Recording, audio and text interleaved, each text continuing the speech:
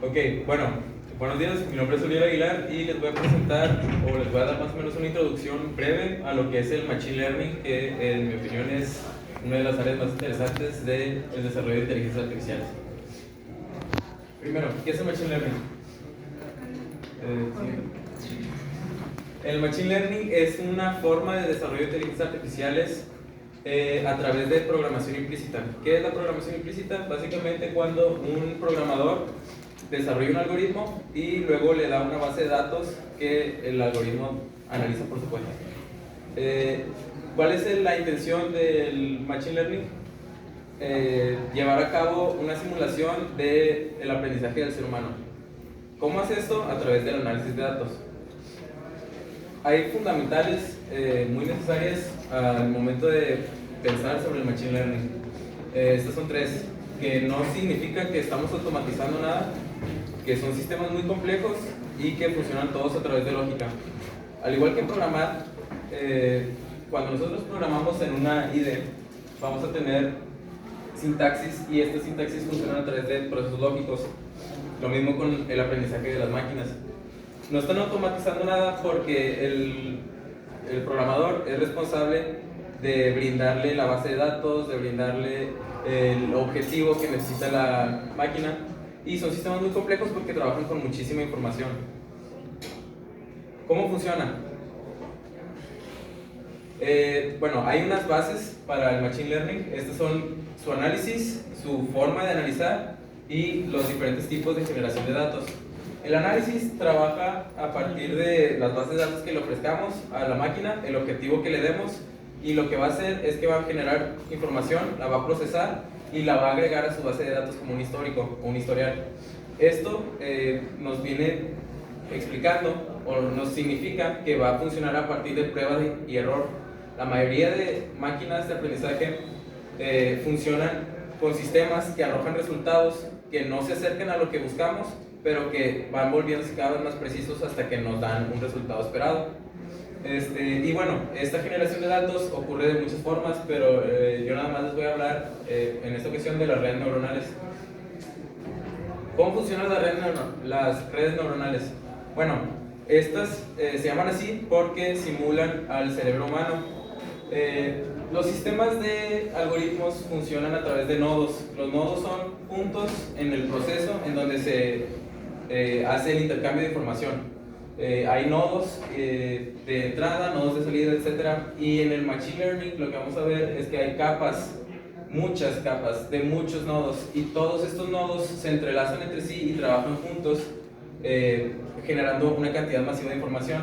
Es por esto que a este tipo de redes neuronales también se les llama Deep Learning, porque son los nodos, al simular las neuronas, lo que hacen es generar tanta información que es como llevar la prueba de error a su máxima expresión. Haz de cuenta que generan muchísimos resultados y luego todos estos resultados se vuelven a almacenar y se vuelven a procesar, y así hasta dar con un resultado y nos queda una base de datos gigantesca.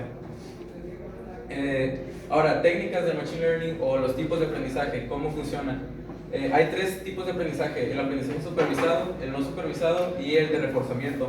El aprendizaje supervisado se refiere a cuando los datos están etiquetados. Primero, tenemos que comprender cómo se analizan los datos. Hay dos tipos de datos: los de entrada o de input y los de salida o de output. El chiste del algoritmo y de los procesamientos de datos es que los de input lleguen a los de output. Cuando los datos se dice que están etiquetados, se refiere a que los de input tienen adheridos los datos de salida, ¿verdad? Entonces, lo que va a hacer el aprendizaje supervisado es tomar estos datos procesados previamente, los va a incorporar a su base de datos, y lo que va a hacer es procesarlos para ir generando nuevas salidas, nuevos datos de salida. Y estos nuevos datos se van a formar en un historial, y luego va a seguir utilizando este historial para producir, empezar a predecir nuevos datos de salida. El aprendizaje no supervisado ocurre cuando no tenemos, o se utiliza cuando no tenemos datos etiquetados, o sea que no vienen con su output. Y esto es muchísimo más experimental, ya que lo que va a hacer el algoritmo es comparar todos tus datos de entrada y los va a encontrar similitudes, va a empezar a utilizar ejemplos que se le brinden, y lo que va a empezar a hacer es crear sus propios datos de salida a partir de las características que encuentra similares en ambos tipos de datos. Y por último, el aprendizaje reforzado es, como tal, el prueba y error. Se refiere a exponer al algoritmo, le vamos a dar datos, lo vamos a exponer a un entorno más grande, una base de datos más grande, por ejemplo, el Internet, que es la más común. Y lo que va a suceder es que le vamos a dar todos estos datos, los va a comparar con el Internet y el Internet le va a dar feedback, le va a dar retroalimentación, y esto va a hacer que vaya procesando esta retroalimentación, va a crear un histórico y su histórico va a ir cambiando su conducta del algoritmo, haciendo que se acerque cada vez más al resultado esperado. Ahora, algunos ejemplos muy breves. Tenemos Stable Diffusion, que es un algoritmo, una inteligencia artificial que, aprovechando redes neuronales y el aprendizaje no supervisado, lo que hace es que cuando tú le das comandos, por ejemplo, le dices robot grande, lo que va a hacer es que va a buscarlo, lo va a comparar en toda la base de datos que es el Internet, y va a procesarlo para crear una obra de arte totalmente nueva a partir de los comandos que tú le das. Luego tenemos algoritmos de recomendaciones. Quien no ha utilizado Spotify, se le acaba su playlist y inmediatamente empiezan a sonar más canciones que se asemejan a lo que ya se ha estado escuchando. Bueno, esto se debe a redes neuronales. Las redes neuronales en los algoritmos de recomendaciones lo que hacen es tomar tu información, ya sea historias de búsqueda, en Amazon productos que hayas comprado antes, en Netflix series que hayas visto, y las va a comparar con todo el catálogo que ya tienen y te va a empezar a arrojar características similares. Y también tenemos Google Lens, por último, el último ejemplo, que Google Lens, si alguien no lo ha usado, es una aplicación de Google en la que tú tomas una foto y la vas a subir a la nube y la va a comparar con todo el Internet. Entonces, lo que va a hacer, por ejemplo, es que tú le tomas una foto ahí como en la imagen, le tomas una foto a una flor y Google te va a buscar la flor en toda su base de datos y te va a arrojar más imágenes, te va a arrojar una descripción de la flor, muchas páginas web relacionadas, etc. Ya por último y muy breve, el Deep Learning. ¿Qué es? Lo mencioné antes, pero son redes neuronales. El Deep Learning es llevar el aprendizaje reforzado, o sea, el prueba y error, al extremo. Si se acuerdan, las redes neuronales funcionan a través de nodos y de capas muy amplias de datos. Bueno, el Deep Learning lo que hace es tomar todas estas capas y empezar a hacer ciclos, lo que va a hacer que evolucione la conducta del algoritmo.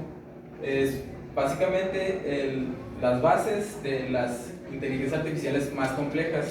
¿Por qué? Porque va a tomar todos estos nodos y los va a entrelazar entre sí para formar muchísima información, y como dije, mientras más información, más precisos son los resultados de las inteligencias artificiales.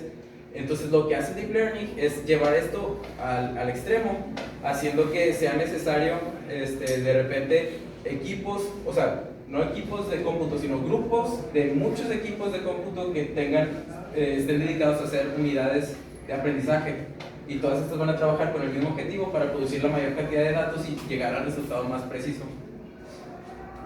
Y bueno, para concluir, espero que se haya podido más o menos entender qué es el Machine Learning, el Deep Learning, y pues lo importante que es, ¿no? Porque básicamente si lo ponemos